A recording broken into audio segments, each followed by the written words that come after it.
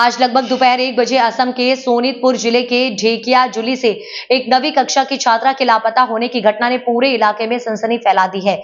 उल्लेखनीय है कि ढेकियाजुली नगरपालिका के वार्ड नंबर 5 निवासी कामेश्वर राम की बेटी और Dhekiajuli Devendra Green Group English Memorial High School की छात्रा 16 वर्षीय रोनसिका राम आज स्कूल के सामने से लापता हो गई। जानकारी के अनुसार आज छात्रा Devendra Green Group English Memorial High school में परीक्षा देने आई थी, लेकिन परीक्षा खत्म होने के बाद से ही छात्रा लापता हो गई।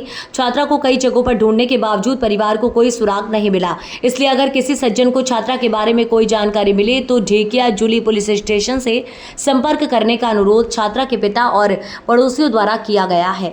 ঘটনাটো হৈছে মোৰ ছোৱালী ৰুচিংকা ৰাম আজি দেৱেন্দ্ৰ গ্ৰীণ গ্ৰুপ ইংলিছ স্কুলত পঢ়ে। এজ হ'ল 16 বছৰ। আজি মেথছ এক্সাম আছিলে, মেথছ এক্সাম দি ঘৰত মানে কি উভতি আহি পোৱা নাই আৰু কি।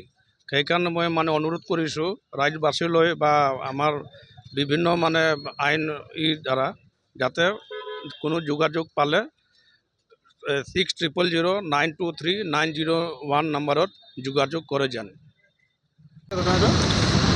মোৰ দাদা হয়, তেখেত ওচৰৰে হয়।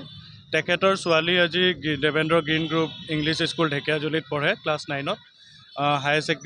তেওঁ হাফ ইয়াৰলি এক্সাম দিব গৈছিলে। তো এক্সাম দিয়াৰ পিছৰ পৰাই আমি তেওঁৰ ছোৱালীজনীৰ কোনো ধৰণৰ সুংসূত্ৰ এতিয়ালৈকে পোৱা নাই। তো কোনো সদাশয় ব্যক্তিয়ে যদি তেওঁৰ বিষয়ে বা কোনো ব্যক্তিয়ে তেওঁৰ বিষয়ে কিবা মানে সুংসূত্ৰ পায়, তেওঁ দাদাই কোৱা নম্বৰটোত জনালে হ'ল বা ঢেকিয়াজুলি পুলিচ ষ্টেচনত এটা যোগাযোগ কৰিলে হ'ল।